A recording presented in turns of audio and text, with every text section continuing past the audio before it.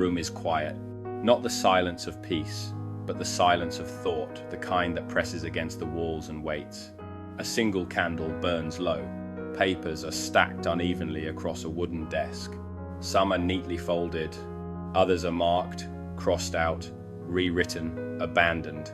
Thomas Jefferson sits alone, not as a revolutionary, not as a founding father, but as a man who has already said too much and now cannot unsay it.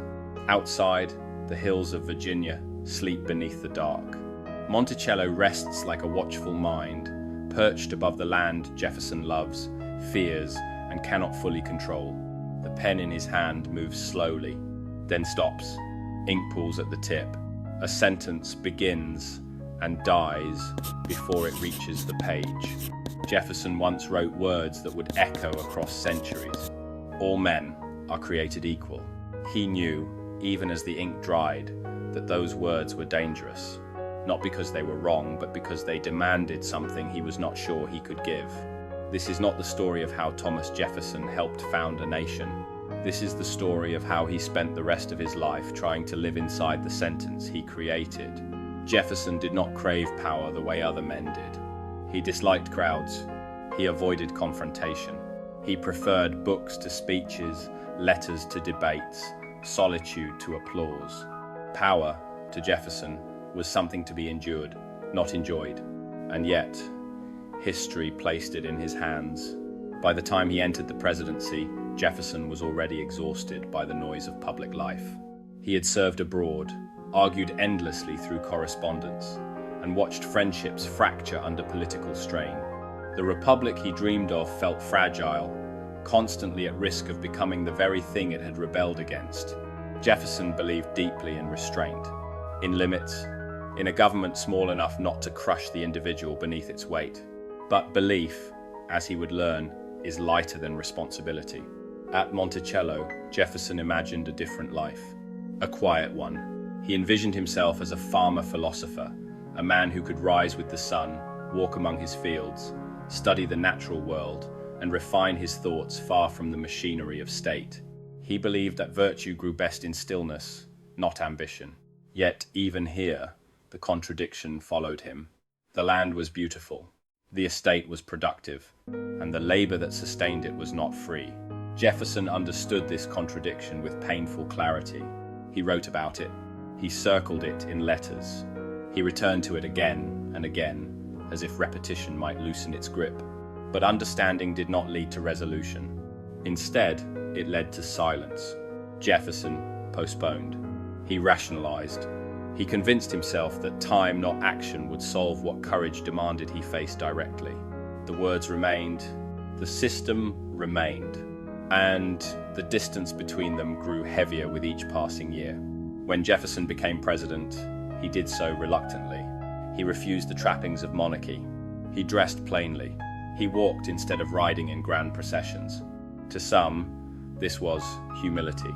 To others, it was theater. But for Jefferson, it was neither. It was discomfort. He feared power not because he did not understand it, but because he understood it too well. He had seen how easily ideals bent beneath authority, how quickly necessity could become excuse. Every decision now carried a familiar tension. What I believe versus what I must do. And nowhere would that tension become more visible than in the choice he could not avoid. The nation was young, vulnerable, hemmed in by empires that did not share its faith in liberty. France controlled Louisiana, a vast territory that threatened the future of the Republic. Jefferson knew what was at stake. He also knew what the Constitution allowed. And the two did not align. The Louisiana Purchase would double the size of the United States. It would secure its future. It would change the course of history. It would also violate Jefferson's strict interpretation of presidential power. He hesitated. He wrote letters arguing both sides, sometimes to the same person. He searched the Constitution for permission that was not clearly there. He considered amendments, delays, alternatives, and then, quietly, he chose. He signed. In that moment, Jefferson did something deeply human. He betrayed his own philosophy to protect what he believed the philosophy was meant to serve. It was not triumph that followed. It was unease. Because Jefferson understood what this meant. If he could bend principle in the name of necessity, then so could others with far less restraint. Jefferson never celebrated the decision. He absorbed it. Like so many choices in his life, it became another weight he carried in silence. History would later praise the purchase as visionary. Jefferson, however, would remember it as a compromise, one more crack between the man he wanted to be and the man circumstances required. This was Jefferson's presidency, not a reign of bold commands, not an era of dramatic speeches, but a long negotiation between conscience and consequence. And it was only beginning. In the next part, the contradictions tighten as Jefferson confronts the limits of words, the cost of delay, and the growing realization that some sentences, once written, never stop asking to be answered. Jefferson did not lack awareness. That was never the problem. Long before the presidency, long before Monticello became a symbol, he had already named the contradiction. He had written about it with unsettling precision, describing slavery not as an unfortunate custom, but as a moral corruption that poisoned both the enslaved and the enslaver. He knew the system was wrong. He knew it would not disappear on its own. He knew history would judge it harshly. And yet, knowing did not become doing. Instead, it became delay. Jefferson believed in gradualism, the idea that great wrongs could be dissolved slowly, carefully, without tearing the fragile fabric of society apart. He feared sudden action more than prolonged injustice. He feared chaos more than hypocrisy. In his mind, time was not avoidance. It was strategy, but time has its own judgment. Each year that passed without decisive action hardened the contradiction Jefferson lived with. The sentence he had written, "All men are created equal," did not fade. It waited, quietly, patiently, like a question that refuses to forget it has been asked. Jefferson answered that question with letters, hundreds of them. He wrote to allies, to critics, to himself. He refined arguments, softened language, shifted emphasis. He framed slavery as an inherited problem, one that demanded national consensus before resolution. He placed responsibility everywhere except squarely in his own hands. The pen moved constantly. The world did not. As president, Jefferson had the power to speak louder than ever before. He chose restraint. He avoided dramatic declarations. He declined to make slavery the central moral crisis of his administration. He feared that pushing too hard would fracture the Union before it had fully formed. Unity, he believed, was the prerequisite for justice. So he governed cautiously, carefully, quietly. The cost of that caution was invisible in the moment, but devastating over time. Because silence, when spoken by those in power, is never neutral. Jefferson watched as the nation expanded. Territories grew, populations shifted. The question he had postponed followed each new border, each new compromise, each new silence. The problem was no longer theoretical. It was structural, embedded, expanding, and Jefferson felt it. Not as a public crisis, but as a private weight. He withdrew further into himself. He delegated. He avoided confrontation. He trusted that future generations would resolve what his generation could not.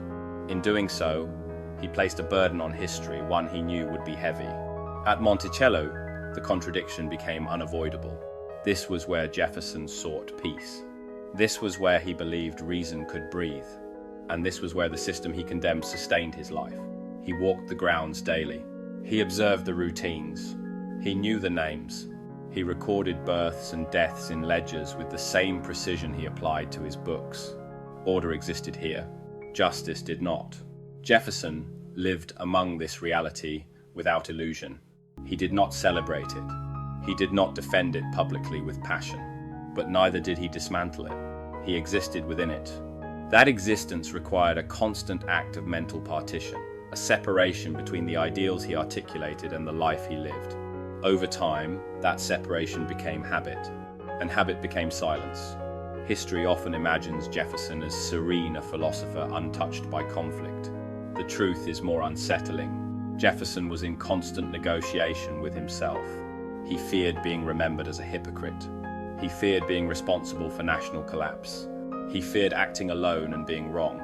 And beneath all of it, he feared the possibility that there was no clean solution, only choices that would scar him and the nation permanently. So he chose the path that felt least violent in the moment. He chose to wait. But waiting is not neutral. By the end of his presidency, Jefferson had secured the nation's future geographically. He had stabilized its institutions. He had reduced the visible presence of power. What he had not done was resolve the moral contradiction at the heart of the Republic. He left office quietly. No grand farewell. No declaration of unfinished work. Just silence. And that silence would echo far beyond his lifetime. Jefferson returned to Monticello older, more withdrawn, burdened by debt and memory. He watched the nation move forward and fracture along the very lines he had feared. The sentence remained, waiting. In the final part, Jefferson confronts legacy, not as a triumph, but as an inheritance. Words outlive their authors. And the man who wrote freedom would discover that history does not ask whether you intended to act, only whether you did. Jefferson lived long enough to watch his words outgrow him. Long after the presidency, long after the applause faded, the sentence remained carved into public memory with a permanence Jefferson never fully anticipated. All men are created equal became more than an idea. It became a measure, and Jefferson was measured by it, not by his intentions, not by his explanations, but by the distance between what he wrote and what endured. In his final years, Jefferson retreated almost entirely from public life. Debt pressed in. The estate he loved consumed him financially. Letters arrived daily from admirers, critics, strangers seeking wisdom from a man they believed had solved the problem of freedom. Jefferson answered many of them, carefully, politely, without resolution. He wrote about education, about science, about Republican virtue. He avoided, almost completely, the question that history had already decided to ask him, because there was no new answer to give.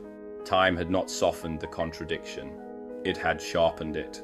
Jefferson did not die believing he had failed, but neither did he die believing he had succeeded. He died believing, perhaps desperately, that history would complete what his generation could not. That others, armed with the same words, would find the courage he had postponed. In this belief, there was hope, and there was abdication. On July 4th, 1826, Jefferson died, 50 years to the day after the Declaration of Independence. History would later call this poetic. Jefferson might have called it fitting, because his life had always existed within that date, bound to a document that elevated him, defined him, and ultimately judged him. What survived Jefferson was not Monticello, not his presidency, not his political victories. What survived was a sentence that refused to remain theoretical. It traveled across generations. It appeared in abolitionist speeches. It resurfaced in courtrooms. It echoed in moments Jefferson never lived to see, moments where men and women demanded that the words finally be treated as instructions, not aspirations. Each time it was invoked, Jefferson was invoked with it, not as a hero, not as a villain, but as a contradiction made flesh. History does not punish Jefferson for failing to be perfect. It interrogates him for understanding the problem and choosing delay. Because Jefferson saw the moral horizon clearly, he articulated it with unmatched precision. He handed the nation a compass and then hesitated to follow it. That hesitation shaped the future, not immediately, not dramatically, but inevitably. The tragedy of Thomas Jefferson is not that he was blind, it is that he saw, and knowing made silence heavier. In the end, Jefferson's legacy is not a verdict. It is a question passed forward. What do we do with words that demand more than we are ready to give? Jefferson answered that question with caution, intellect, and restraint. History answered it with consequence. And the sentence remains waiting not for admiration, but for action. Still history, because some men shape the world, not by what they do, but by what their words refuse to let us forget.